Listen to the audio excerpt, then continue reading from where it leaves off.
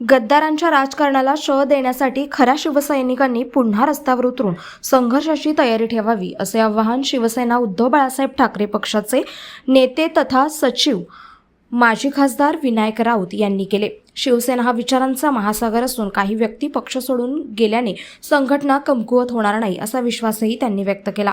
Kolhapur engineering असोसिएशनच्या सभागृहात शिवसेना प्रमुख बाळासाहेब ठाकरे यांच्या जयंतीनिमित्त आयोजित करण्यात आलेल्या मराठी अस्मिता पुरस्कार वितरण सोहळ्यात ते बोलत होते. यावेळी विविध क्षेत्रात उल्लेखनीय कार्य करणाऱ्या मान्यवरांचा मराठी अस्मिता पुरस्कार देऊन गौरव करण्यात आला.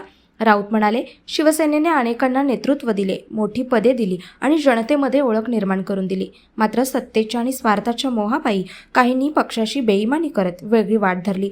अशा गद्दारांच्या राजकारणाला जनतेने योग्य वेळी उत्तर दिलं पाहिजे. शिवसैनिकांनी जनतेच्या प्रश्नासाठी रस्त्यावर उतरून लढा देण्याची परंपरा कायम ठेवावी.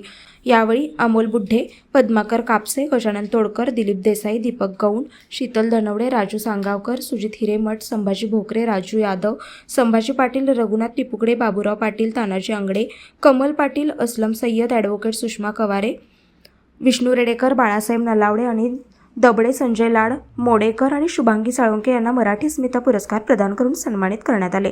या कार्यक्रमाचे सुंदर नियोजन शहर प्रमुख विशाल देवकुळे यांनी केले. यावेळी वाहतूक सेनेचे प्रमुख उदय दळवी, नगरसेविका प्रतीक्षा उत्तुरे, सुनील मोदी, विजय देवणे, रविकरण इंगवले, महेश उत्तुरे, मंजित माने, सुषमा देशपांडे यांच्यासह पदाधिकारी, शिवसैनिक आणि नागरिक मोठ्या संख्येने उपस्थित होते.